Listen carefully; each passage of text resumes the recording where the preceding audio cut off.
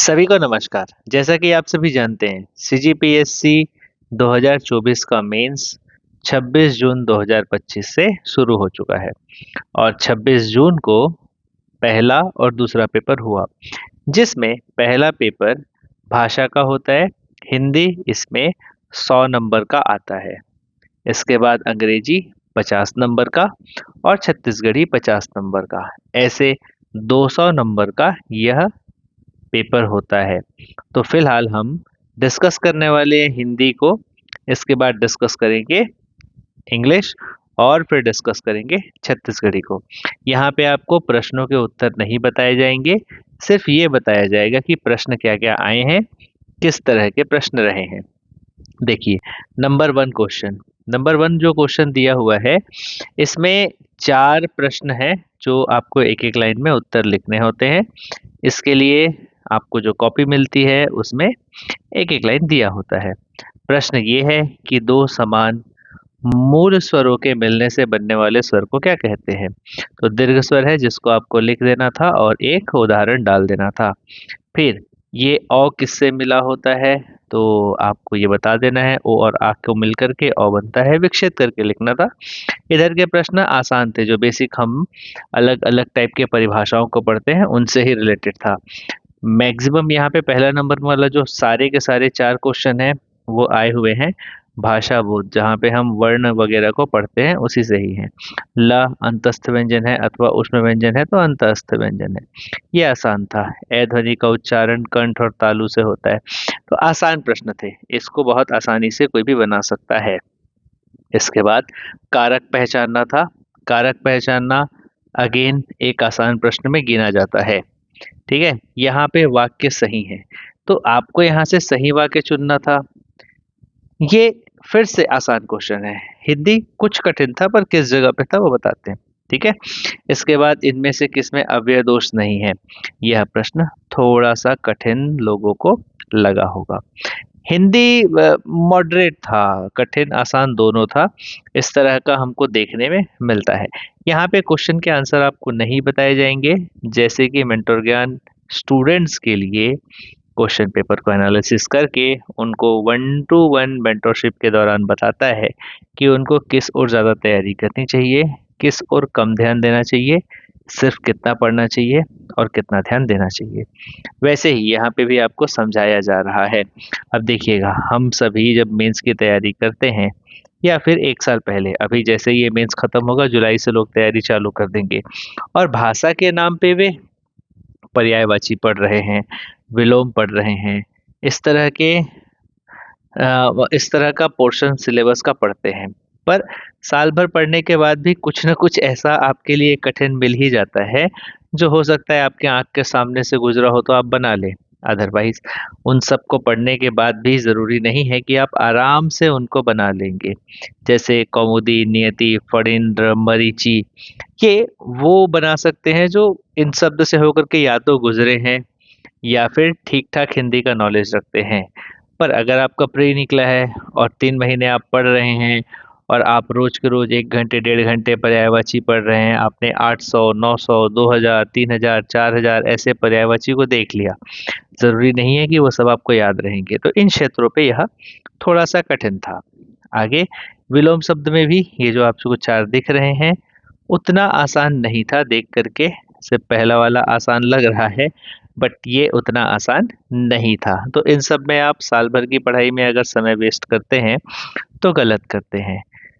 आप इनको पढ़ें, बिल्कुल पढ़ें, पर इस उद्देश्य से नहीं कि कोई भी आएगा तो मेरे से बन जाएगा। इसके बदले आप पत्र के क्षेत्र में या फिर हिंदी साहित्य के इतिहास के क्षेत्र में अगर ज़्यादा मेहनत करते हैं, तो आपको नंबर ज़्यादा मिलने के चांसेस होते हैं। अब यहाँ पे अंगरखा, संस्कृति, कौड़ी और खप्पर, इनका तत्सम लिखना था। ऑफ कोर्स ये सेक्शन थोड़ा कठिन है। मंडूक, लोचन, श्रृंखला, लक्षपति, कुछ आसान और कुछ कठिन मिक्स है। तो यहाँ से अगर आप देखेंगे कि पर्यायवाची से लेकर के जो तत्सम तद्भव का क्षेत्र रहा है, यहाँ तक ओवरऑल यह प्रश्न पेपर कठिन रहा है, क्वेश्चन नंबर 3 और क्वेश्चन नंबर 4 में। फिर आगे आते हैं क्वेश्चन जो कि हमेशा होता है इस तरह का होता है। बहुत ही आसान दे दिया तो अच्छी बात है, अदरवाइज ये सेक्शन कुछ हद तक कठिन रहता ही है। द्वंद्व समास को परिभाषित करके उदाहरण लिखिए। ये एक अच्छा प्रश्न है। जो लोग समास को ठीक से पढ़े हैं वो इसका उत्तर लिख सकते हैं। प्रथम पद द्वितीय पद से रिलेटेड रहता है, इसमें दोनों पद बराबर रहते हैं, ऐसा कुछ इसका परिभाषा है जो लोग आराम से लिख सकते हैं। माता पिता द्वंद्व समास, ठीक है। निम्नलिखित समासिक पदों का विग्रह करते हुए उनके नाम लिखिए। आसान है, इस तरह के तैयारी लोगों ने की होगी, तो ये संभव बहुत लोगों से बन जाएगा। स्वर संधि अगेन एक आसान प्रश्न। परिभाषा अब आप देख पा रहे होंगे कि ये परिभाषाएं और पत्र वगैरह अगर आप पढ़ते हैं तो आपके solid 2 number 4 number 2 number 4 number आपको मिल सकता है। इस तरह से भाषा सब्जेक्ट में स्कोर किया जाता है। अगर आप साल भर सिर्फ इनको पढ़ते रहे तो ये चांसेस हैं कि आपको नंबर कम मिलेंगे, लेकिन कुछ महीने ही अगर आप इस तरह के परिभाषाओं की तैयारी कर लेते हैं तो there is very much chance कि आपको बहुत ज़्यादा नंबर स्कोर करने को मिल जाए लैंग्वेज में। फिर उपसर्ग यहाँ पे काफ़ी आसान है। हाँ, संधि में वाक्जाल में भी कठिन लग सकता है लोगों को, बट मनोहर आसान है, ठीक है। और यहाँ पे आप देखेंगे कि उपसर्ग से वाक्य शब्द की रचना आसान था, इसमें उतना कुछ कठिन नहीं था। अगेन प्रत्यय से वर्ण की शब्द की रचना आसान है, एक एक से करना था। कोई भी नॉर्मल जब पढ़ाई करता है मीन्स की तो इनसे आराम से बना सकता है। तो ऐसे कोई विशेष और खास उपसर्ग या प्रत्यय अलग से नहीं दिए गए हैं, आसान प्रश्नों में से एक था। हाँ, ये बहुत लोगों के लिए क्वेश्चन नंबर 8 जो है वो समुच्चारित शब्दों के युग्मों का अर्थ भेद स्पष्ट करिए। बहुत लोगों को कठिन लगता है एक्चुअली, इसका एक्चुअल सोर्स मिलना। भाषा बहुत विशाल है, बहुत ज़्यादा ही बड़ा है सिलेबस, ठीक है। भाषा सीखने की चीज़ है, पढ़ करके याद करके इन चीज़ों को कर लेंगे तो आप आधे कॉन्फिडेंस में ही रहेंगे। फिर वो वही वाली बात होगी कि मैं समुद्र को पी सकता हूँ और एक गिलास आप पी लिए। तो आपने जो पढ़ा है वो तो ठीक है, आपसे बन जाएगा, लेकिन अगर ये थोड़ा भी आप मिस करते हैं, इसमें बहुत मेहनत करने के बाद भी हो सकता है आप कुछ ना कुछ प्रश्न मिस करें। तो सलाह यही रहता है कि इनको पढ़िए, पर इनको एकदम दिल लगा कर के मत पढ़िए। इसके जगह पे जो आपको सॉलिड नंबर दिला सकते हैं आगे आएगा। जैसे ऊपर मैंने बताया कि ये जो परिभाषाएं हैं ये आपको सॉलिड नंबर दिला सकते हैं। द्वंद्व समास की परिभाषा, स्वर संधि की परिभाषा सॉलिड नंबर दिला सकते हैं, तो इनका इन पर मेहनत ज़्यादा करिएगा, ठीक है। और इन पर मेहनत आप रिलेटिवली उतना रिलायबल नहीं हो सकते कि इसको मैं मेहनत करूंगा और मेरा पेपर में अच्छा नंबर आ जाएगा। आगे बढ़ते हैं। यहाँ पे अनेक शब्दों के एक सार्थक शब्द, अगेन वही वाली बात है, आपको अगर बनता है तो बनेगा, इसीलिए ज़्यादा दिल लगा करके इन चीज़ों को नहीं पढ़ना है। कुछ आप यहाँ पे जब एग्ज़ाम हॉल में जाएंगे तो आप पढ़े हैं उससे आ जाएगा, ये अच्छी बात है, पर मैक्सिमम ऐसा होगा कि आपका पुराना ज्ञान यहाँ पे काम आता है। तो अभी अगर आप पढ़ेंगे और जब आप मेंस के लिए पढ़ाई करते हैं तो ये जो आपको मैं पढ़ने का तरीका बता रहा हूँ, इन क्षेत्रों में आप अगर ज़्यादा समय वेस्ट कर रहे हैं आपके कम नंबर आएंगे। और अगर आप पत्र और इत्यादि चीज़ों में ज़्यादा टाइम लगा रहे हैं तो ऑफ कोर्स आपके नंबर आने के चांसेस बढ़ जाते हैं। चलिए, शुद्ध रूप कई लोगों को ये दिख रहा होगा कि महत्व तो मैं हमेशा से ही ऐसे ही लिखता था, तो इसका शुद्ध रूप क्या करूं। सीधा साधा, सीधा सादा होता है, ठीक है। तो कुछ चीज़ें आप रेगुलर पढ़ते हैं, रेगुलर रेगुलर, और आपको कभी भी समझ नहीं होती कि उसमें गलत क्या है। इनका ये मैं मानता हूँ कि इसकी तैयारी आपको अच्छे से करनी चाहिए, देख देख कर लिख लिख कर करना चाहिए, तो ये बन जाएगा। ये अच्छा बनाने लायक क्वेश्चन था, आसान था, ठीक है। इसके बाद वाक्यों के शुद्ध रूप, दोनों क्वेश्चन आसान थे, लोगों से ऑफ कोर्स बने होंगे, ठीक है। अगला जब हम देखते हैं तो विराम चिन्ह का बताना था। ये विराम चिन्ह आप आराम से बता सकते थे।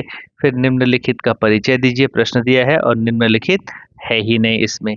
मे बी जो प्रश्न मिला होगा, उत्तर कॉपी मिली होगी, उसमें कुछ रहा होगा तो वो लिखा जा सकता है, ठीक है।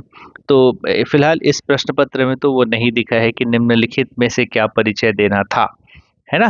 पर मे बी वहाँ पे जो क्वेश्चन पेपर आंसर शीट जो मिलती है उसमें ये प्रश्न दिया होगा तो नीचे कुछ रहा होगा। इसको अभी हम डिस्कशन में नहीं लेते।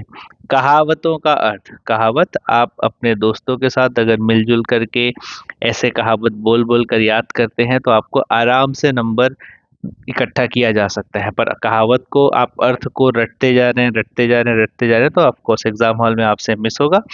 मुझे ऐसा लगता है कि इन कहावतों में 1 नंबर स्कोर किया जा सकता है और 1 नंबर थोड़ा कठिन है, यानी कि 2 बनेंगे और 2 थोड़े कठिन हैं।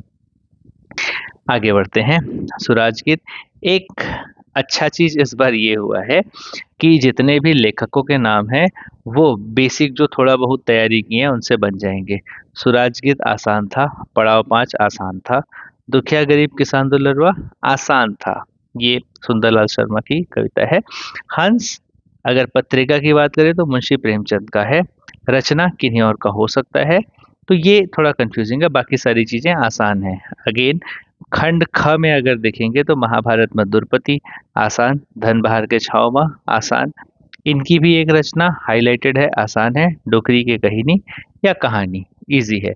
तो ये वाला सेक्शन जो क और ख सेक्शन है, क्वेश्चन नंबर 12, ये 8 नंबर जो अच्छे से शिद्दत से तैयारी की है उनके लिए बोनस नंबर था। काफी आसान है इस बार। पत्रिका और उनके संपादकों के स्थान जो हमेशा पूछा जाता है वो नहीं है, पर इस जगह को जो रचनाकार से रिलेटेड जो प्रश्न है उसको इन्होंने आसान कर दिया है। ठीक है, ये प्रश्न हिंदी साहित्य के इतिहास का इस बार बहुत ही आसान दे दिया गया है। तो ये जो 8 नंबर है ये आराम से यहाँ पे 8 का 8 स्कोर किया जा सकता है। हाँ, इसमें कुछ नंबर कटेगा, चलेगा, पर एटलीस्ट 8 में से 7 स्कोर किया जा सकता है। आचार्य द्विवेदी के अनुसार पे 4 भाग बहुत आसान है, पूर्व मध्यकाल, उत्तर मध्यकाल और शुरुआत और आखिरी मिलाकर के 4 भाग आराम से लिखा जा सकता है। गारसदा तासी के बारे में क्वेश्चन नंबर 2 में पूछा गया है, जिनकी किताब है एस्तवार दलाल तुरेंदुई हिंदुस्तानी। इसके बाद ग्रियर्सन के वीरगाथा काल को चारण काल कहते हैं। ज़्यादा कुछ कठिन नहीं है। अगर हिंदी साहित्य के इतिहास का विनय कुमार पाठक जी की किताब आप ओपन करेंगे तो ऊपर ऊपर में ही आपको ये 3 यानी शुरू के 2-3 पेज में ही हिंदी साहित्य के इतिहास वाले में ये 3 प्रश्नों के उत्तर आपको मिल जाएंगे। थोड़ा आगे जाएंगे तो सारे काल के नाम वही उनके साहित्य के अकॉर्डिंग उन कालों के नाम है। भक्ति काल में भक्तिमय रचना हो रही है तो भक्ति काल नाम पड़ गया। श्रृंगार रस से रिलेटेड रचनाएं हो रही है तो श्रृंगार काल या अदिति काल हो गया। आधुनिक में बिना किसी छंद से में बंधे एकदम रिलेटेबल और इजी आसान भाषा में रचनाएं हो रही हैं तो वर्तमान काल हो जाएगा या फिर आधुनिक काल की रचनाएं। और चारण भाट के द्वारा रचनाओं को वीरगाथा काल तो आप जानते हैं, तो उसके हिसाब से आप 100 शब्द में यानी 4 पैराग्राफ में 25-25 शब्द का आप ये लिख सकते हैं, 3-3 लाइन का। इजी है, ज्यादा कठिन नहीं है। तो अगेन यहाँ पे हलवा था, यहाँ पे आराम से 8 नंबर गेन किया जा सकता था। अब कुछ चीजें हैं जो काफी फेवरेट होती हैं, जिनकी तैयारी आप सिर्फ और सिर्फ यहाँ पे ऐसा कर सकते हो कि मैंने एडिटोरियल पढ़ा, उससे प्रश्न बनाया या फिर उसका शीर्षक लिख रहा हूँ या किसी किताब का कुछ पुराना एक आध बार पे देख लिया। पर ये आपका रियल टैलेंट एग्जाम हॉल में जाकर के होता है कि कैसे यहाँ से मैं चोरी कुछ चीज से कुछ लाइन चोरी करके 1/3 को चोरी करके सारांश लिख दूं और इसमें आपको 6 में से 4 नंबर मिल सकते हैं, है ना। तो ऐसे आप नंबर इसमें चोरी कर सकते हैं। ठीक है, 4 नंबर आपको आराम से मिल जाएगा। शीर्षक अच्छा, इसको पढ़ करके अगर लिखेंगे समय बचा करके तो of course you can get 2 marks from here easily. तो 4 और 2 6 नंबर, एटलीस्ट 5 नंबर आपके द्वारा गेन किया जा सकता है बहुत आसान तरीके से। ठीक है, आगे बढ़ते हैं। अगेन क्वेश्चन नंबर 15 8 नंबर का है। 5 से 7 नंबर यहाँ पे इकट्ठा किया जा सकता है।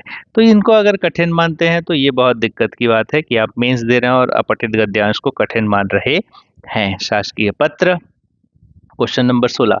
अब ध्यान दीजिएगा, अपठित गद्यांश का 8 नंबर, ये अगेन एक और अपठित गद्यांश 8 नंबर, यहाँ पे 8 नंबर, ये वाला सेक्शन 8 नंबर, ये फिक्स हैं जो हर बार आते हैं, है ना। तो इन 8-8 नंबर को अगर आप इकट्ठा करोगे तो 32 नंबर तो यही हो गए। चलो 3-4 नंबर कट गए तो 25 तो यही हो गए।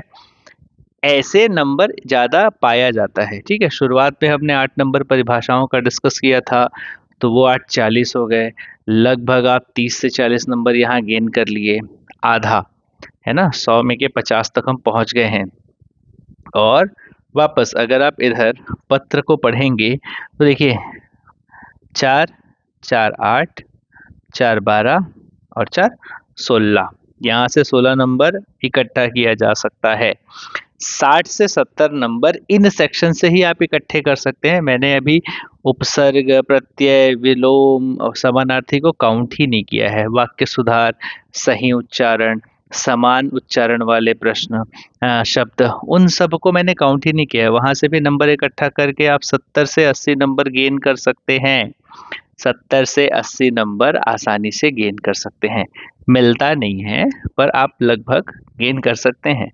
चलो मान लीजिए मोटा मोटी तौर पर 60 नंबर यहाँ से इकट्ठा कर लिए, तो आगे के दोनों सब्जेक्ट्स में अगर 30-30 नंबर भी इकट्ठा कर लेते हो, 120 नंबर, जो एवरेज का सबसे अबव सेक्शन होता है, यानी कि आप एवरेज से थोड़ा ऊपर नंबर पा रहे हैं। बेस्ट तो नहीं कहूँगा, बेस्ट 120, 130, 140 कितना भी जा सकता है भाषा में।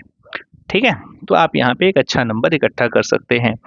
वही सारे 8 प्रकार के शासकीय पत्र आसान, हलवा क्वेश्चन, प्रेस विज्ञप्ति आसान क्वेश्चन, अधिसूचना आसान क्वेश्चन, टिप्पण लेखन आसान क्वेश्चन, प्रतिवेदन आसान क्वेश्चन, प्रश्न कठिन नहीं आए हैं। इस सेक्शन में बहुत आसान क्वेश्चन आए हैं। रिमोट सेंसिंग, सुदूर संवेदी, अगेन आसान क्वेश्चन।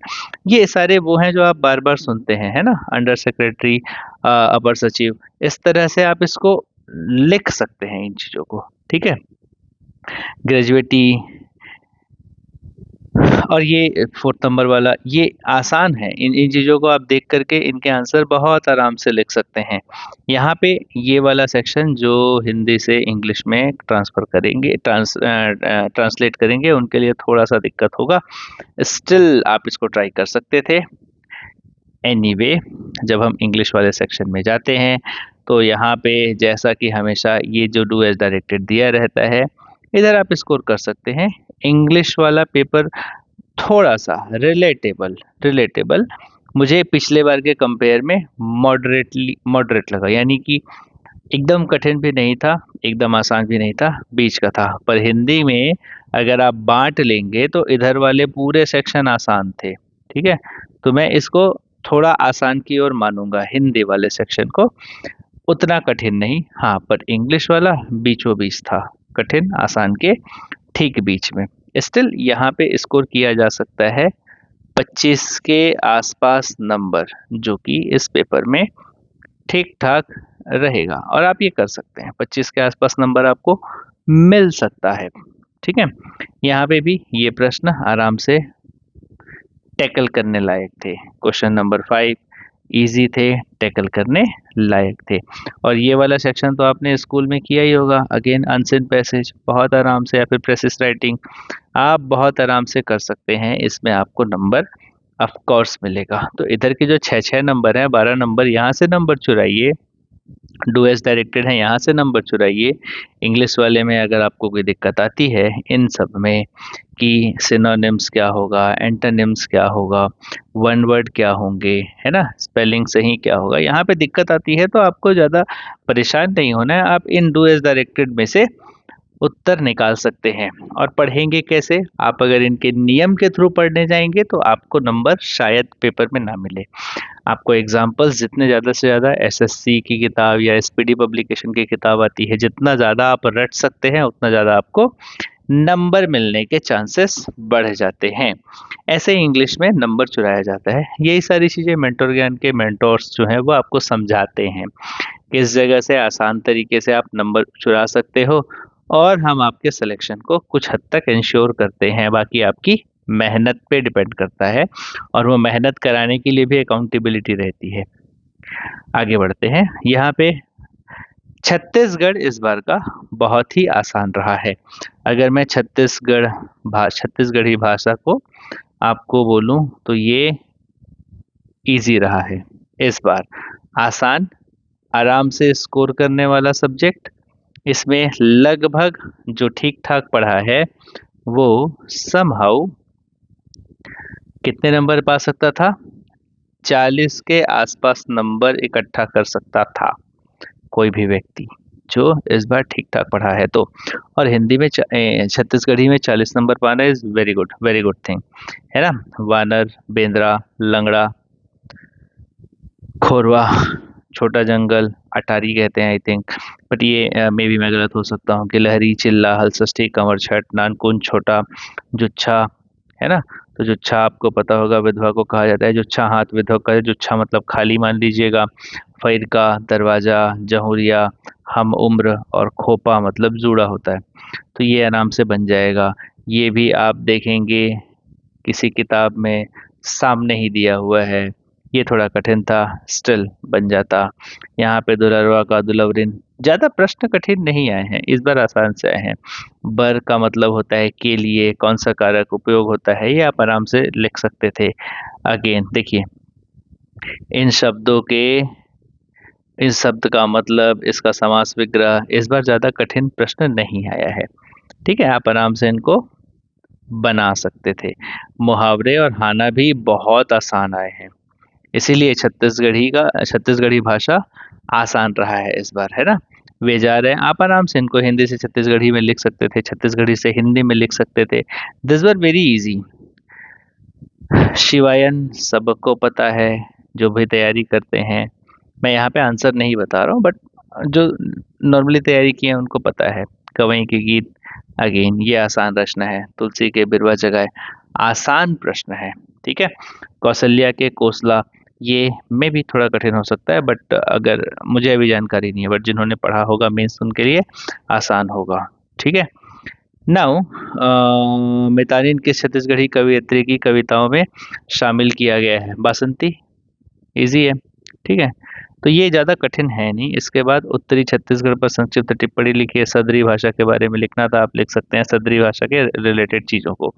छत्तीसगढ़ी की उपबोलियाँ, तो यहाँ पे एक तो यही दे दिया गया है, फिर बाकी खलटाही, लरिया, ऐसे करके आप आराम से इसको अटेंड कर सकते हैं। तो यहाँ पे हिंदी लगभग 40 नंबर, 25 नंबर, 30 नंबर के आसपास अंग्रेजी, तो ऐसा करके 70 नंबर स्कोर किया जा सकता था। और 70 नंबर के आसपास अगर भाषा में स्कोर, हिंदी भाषा में स्कोर करते, तो टॉप मोस्ट 140 नंबर आ सकता था। बट चलो ऊपर नीचे मान लेते हैं, तो 120 से 130 नंबर स्कोर किया जा सकता था इसमें। बाकी आप जैसा भी एग्जाम में बनाए होंगे दैट इज़ ओके। जो स्टूडेंट्स अभी मेंस नहीं दे रहे हैं वो इस चीज़ को समझें कि कैसे तैयारी की जाती है, और कोई दिक्कत है तो हमें बताएं, हम उनको बिल्कुल अलग से 1-on-1 गाइडेंस प्रोवाइड करेंगे और बताएंगे कि किस जगह पे स्पेसिफिक आप टारगेट करके लैंग्वेज में नंबर इकट्ठा कर सकते हैं। Thank you so much. और अभी अगली कड़ी चलेगी जिसमें हम सातों पेपर को डिस्कस करते रहेंगे, तो ये आप लोग बने रहिएगा इस चैनल पे। Thank you.